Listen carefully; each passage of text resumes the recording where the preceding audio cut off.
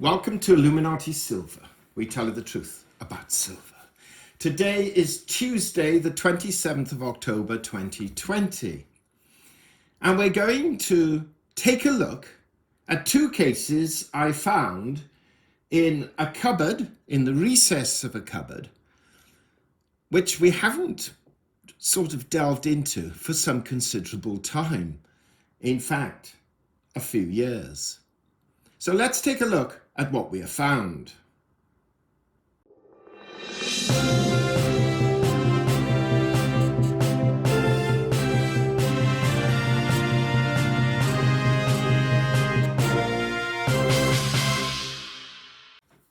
Okay, now first of all, we're filming this on our iPad, so if the quality is not tremendous, please accept my apologies for that. Also, with gold sort of hovering around the 1905 to 1910 level, and silver between $24.40 and $24.50, nothing particularly exciting is happening in the markets. So we thought we'd actually pull out, and I genuinely do not know what's in here, only a very quick rough guide, two cases that I had hidden away, squirreled away, in a chest in a cupboard, which I had brought over from my previous home to this one some couple of years ago. And it's been a while since we've sort of delved into these cases. So really I thought I would just muse about what's happening and about geopolitical affairs, financial affairs, while we take a look at the silver. So hopefully this is pretty well aligned, and we'll look at our first box here. And as I open it up, the first thing I can see are some notes. And we have the £1 British pound note, quite old, issued obviously by the Bank of England. I have another. These have some interesting markings on them. A £5 note. As you can see,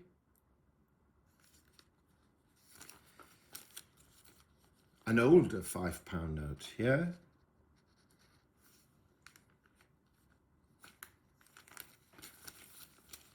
What's this? Oh, Royal Bank of Scotland £1 note. This is a little more modern. Of course, we have pound coins now. We don't have notes. And let's have a look. 100 Reichsmark and a 500,000 marks. I hope you can see them. I've got it as light as possible. I hope you can see them. Okay, now in here I have a mixture. I know it's silver. We've got a silver lighter case. As you know, I collect all sorts of silver things, if I can get it at spot price, of course, and some selection of coins. Now this is an old Churchill coin. This one is not silver, it's copper, and as you can see, hold it up here. I'm not really going to talk much about these because I haven't actually looked at them and can comment too heavily on what they are. I have a Lloyd's, from Lloyd's Bank. Here we go, silver wedding crown. In fact, years ago, there was a shop that I purchased this from, and that was the price they were asking for it. I didn't actually pay that price for it. I actually paid £1 for this, but they were selling it for £5. Festival of Britain, 1951. Oh, let's take a look at this. Let's hold it up for you. And this is a 5 shillings, George the 6th, basically 5 shillings, George the 6th crown. It's quite nice, actually. I should wear gloves if I'm going to start handling silver, but hey ho. Now I have a few of these by the looks of them. His Royal Highness the Prince of Wales. Oh, good gracious. Now this was a commemorative crown. Can I see it? Carnarvon Castle, 1969. And this was a commemorative crown for the investiture of Prince Charles, who then became the Prince of Wales. The size, look at the size of that compared to this one. It's quite a substantial difference. Some of these are sort of sterling silver, some of them are not. That's another Churchill crown. Oh, I have here, there, this is silver. It has Elizabeth on it, and it says, I need to get my eyeglass, excuse me a second. But I've put my glasses on. The personal standard of Queen Elizabeth II, and it's the Queen's Silver Jubilee, 1977. What else do we have here? Oh, that's another crown, which we've already seen, the investiture. You can see how dusty conditions these have been in by the boxes. Yes, that's a discolouring now. Another one. And another one. Obviously, I must have acquired these. I think, if I remember correctly, these were a job lot purchased some considerable time ago.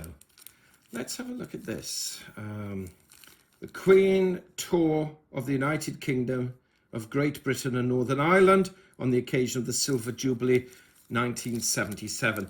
And this is sterling silver, guys and girls. Sterling silver.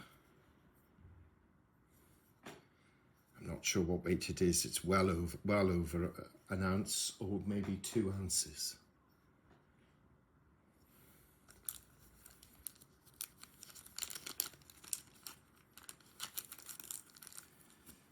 Most of this, I think, are royal commemoratives by the looks of things. Oh, now, look at this. Silver Jubilee, 52 to 77, and inside we have a silver box. Isn't that beautiful? Hopefully you can still see this.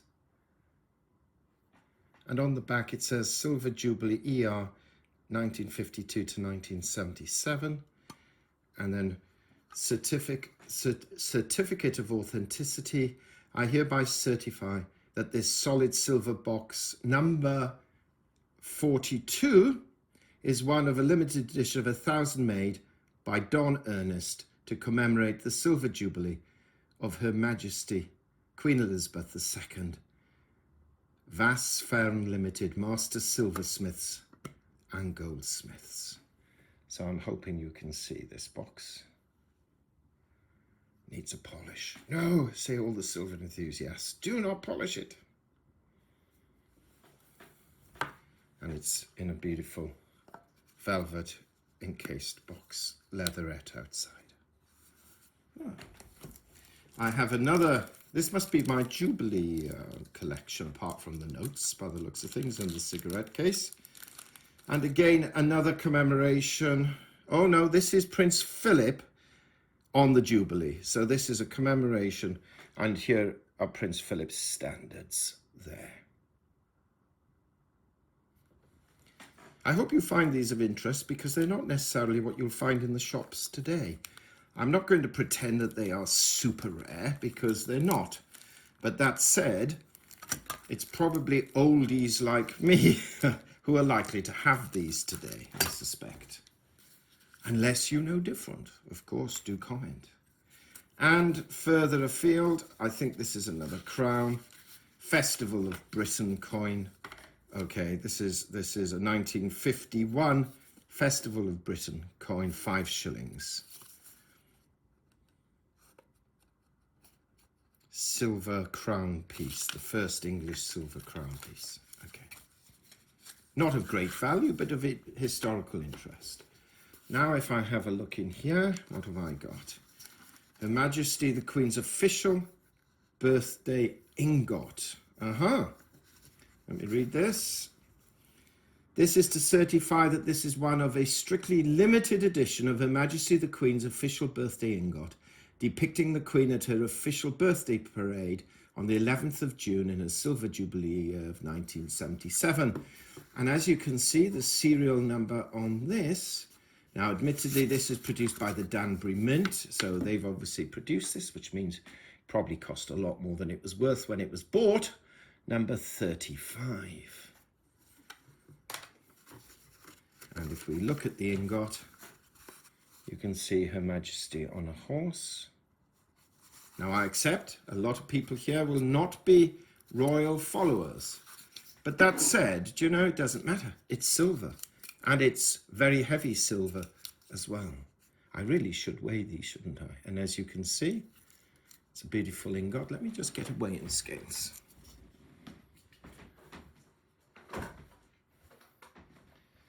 I have my trusty weighing scales here. Let's see how heavy this ingot is. You may have to take my word for it because it's difficult to move the camera. It's come out. This hasn't been touched by human hand. And give me 1 second. 4 ounces of silver. Wow, 4 ounces. I said this was a heavy piece, and my word, it most certainly is a heavy piece.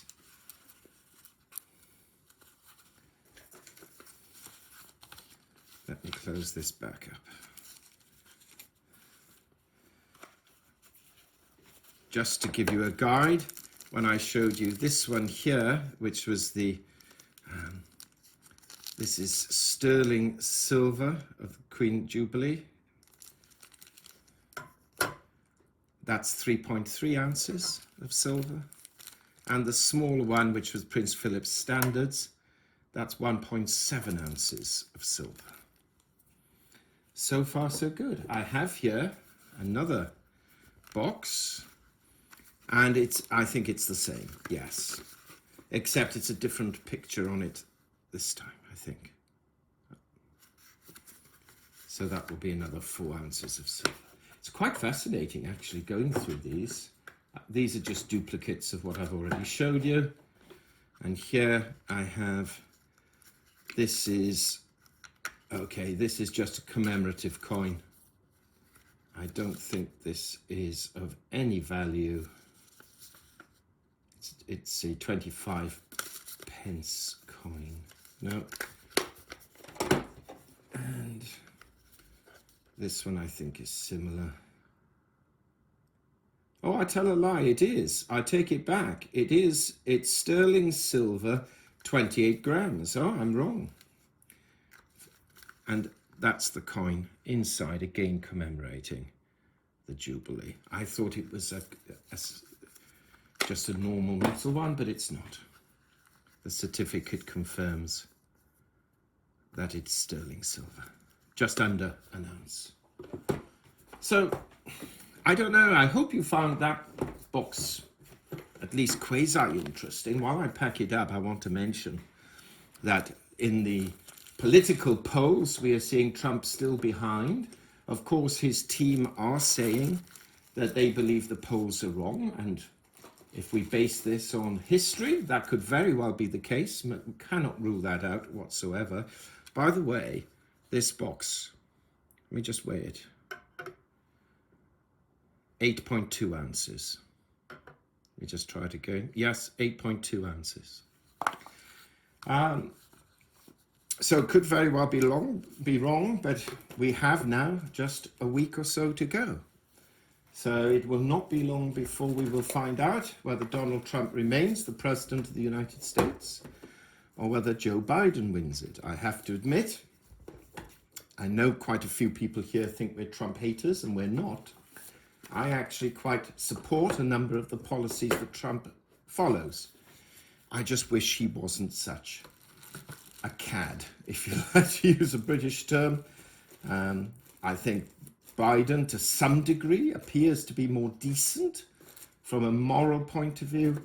But again, one has to question his abilities too. And so we are just reporting what we see, what we hear. I have a friend, a very close friend, who has contacts in the White House. I can say that definitively, and he adores Donald Trump and everything that he stands for. So I want to give some balance. We all know, controversially, Greg thinks the guy is a total imposter. I think he's just a very flawed individual. And I think that the United States could do better than Biden and Trump, but we are faced with what we're faced with. I think from Britain's point of view, quite frankly, we will do better if Trump wins than if Biden wins, because a deal is more likely post-Brexit with Trump than with Biden, mainly because of the Northern Irish issue. Now, I have another case here that I opened. Now, I think I've shown some of these before in the very early days of when we set this up. And I have here, I won't show you each of these individually. And in fact, they've fallen outside of their cases, but I have some 1 ounce coins from different countries around the world, the kookaburra, the koala, Canadian maple leaf. What have I got here? The year of the goat. But this isn't what I wanted to show you. What I wanted to show you was what's underneath. I've got a few of these. We've just thrown them in, really. That's the koala 10 ounce 2014. I like these coins. I have to admit, if you were to ask me, what would I prefer? You know, a handful of these or one of these? I have to say one of these. Now, I know if you have an SHTF scenario, you're better off with loads of these because, of course, you can trade them easily. But there's something just fascinating. And this is a 10 ounce year of the goat. And it's interesting, that's 10 ounce and that's 10 ounce. The one is considerably smaller than the other, but of course the one is much thicker than the other. And what's that one? That's the 5 ounce. This is not a professional video. We weren't going to do a video today because of the lack of news. But I thought, you know what, since I found this, let's share it briefly with you.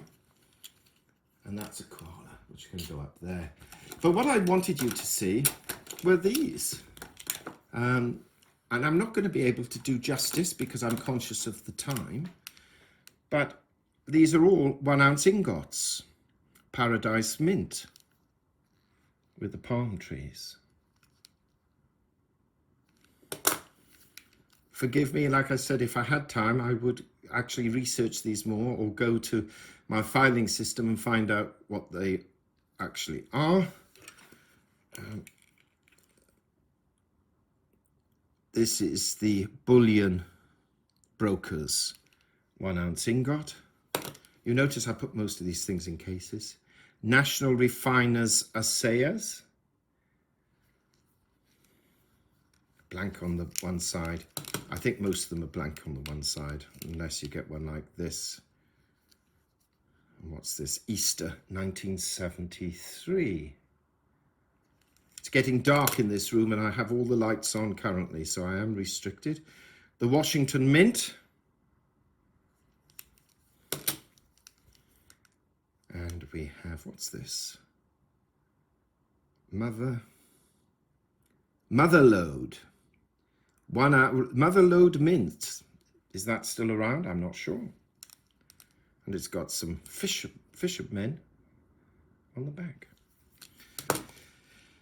And this is an artist's palette. So. And what else do we have? They're all different, I think, or most of them are different. 2003 celebration. And here you've got a mitre, obviously it's a graduation ceremony. 1 troy ounce. Tiffany.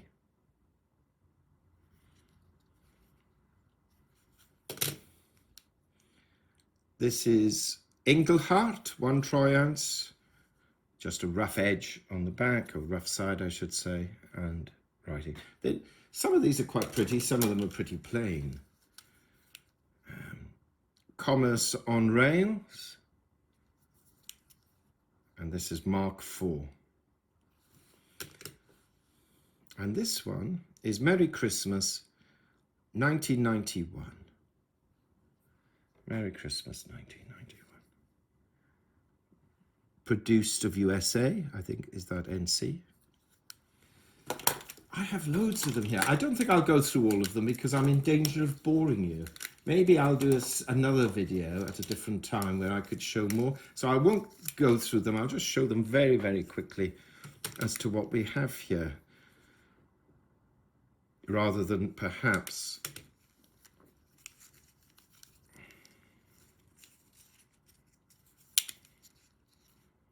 this is Robert Peary.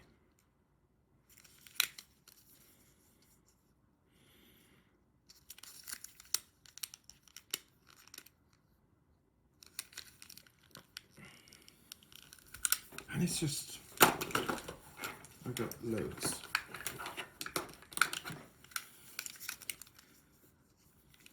World of Flight.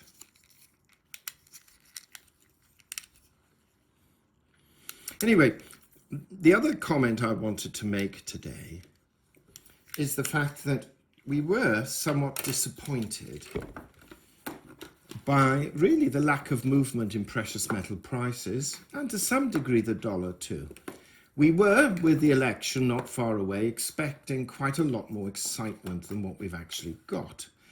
And it certainly appears, and we're really quite suspicious of this, one of two things has occurred.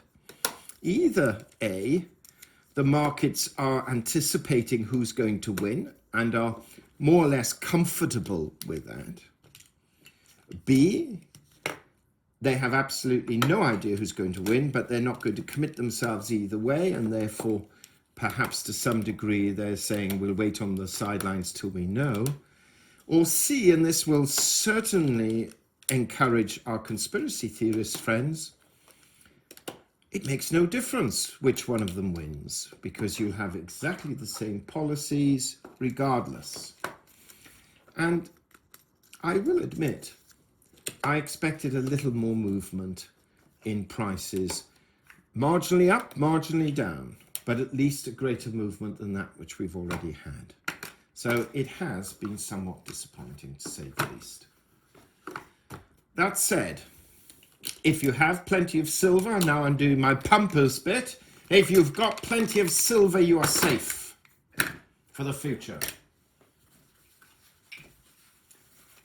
On a serious note, to be candid with you, if you have coins, that's a Bitcoin actually, if you have coins, they are probably more readily saleable than if you have cigarette cases and so on and so forth. But at the end of the day, it's the silver content that's critical in terms of value. But as long as you have markets that haven't totally collapsed and you have the ability to sell online, then of course, buying a kookaburra, or this is a horrible Australian spider, I don't know how well that actually did, then you should get good retail value for these coins, especially as the number of years pass, because of course, a lot of the prices then go up. My Chinese pandas are in the other, yes, they're in my other cases. I don't know why this case was separated from the other. There's the United States dollar. I think, is that the peace dollar? I haven't got my glasses on now. And basically, if you collect over time and over years, you will, unless you go mad, like some of our stackers have gone mad and bought kilos and kilos in weeks, which is fine if you get them at the right price. If you could have bought them at $12 not so long ago, although you couldn't buy the physical at $12, which why at the time we recommended company like Bullion Vault or similar, didn't have to be them, because the premiums were outrageous. 10 an ounce, or more in some cases, premium. Totally outrageous. And if you think about it, and I'll share this with you before we close. If you think about it, when silver back in March was what, $12.50 up to $13 an ounce, you could have gone online, you could have purchased it with a very small premium, maybe 10 cents. And you could even now at $24.50 sell it at $24. And you would have been close to doubling your money. Of course, when silver went up as high as $30, you'd have made considerably more. At the time, as I recall, if you bought the physical, and I'm the first to admit and have always said, you don't own it unless you hold it, but really you're holding the physical, arguably, for the SHTF scenario. Or, unless you like us, you like collecting the coins and so on. But if you were doing it for short-term financial gain, you were paying about $15, $16 when silver was $12 for one of these 1 ounce coins, and then they were charging you up to $10 premium. So you would be paying anything from between $24, depending on the coin, and as much as $28 or $29 for the coin. Now that we've got silver at $24, you come to sell it. Yes, admittedly, if you sold it on eBay, you'd get $24 for it, less the eBay charges and so on, but you'd still lose money. And if you take it back to a bullion dealer, he'd probably give you $16, $17. If you're lucky, he might give you $20 if it's a coin that he thinks he can turn around and make a quick $5 on. But you'd have lost money when silver was $12.50. And this is why we say, and really only true channels will tell you this, because we're not pumping silver or gold when either the physical or the online. We're saying there is a place for it. Of course there is, otherwise we wouldn't have the channel. But what we are saying is much of it really depends on why you're buying it.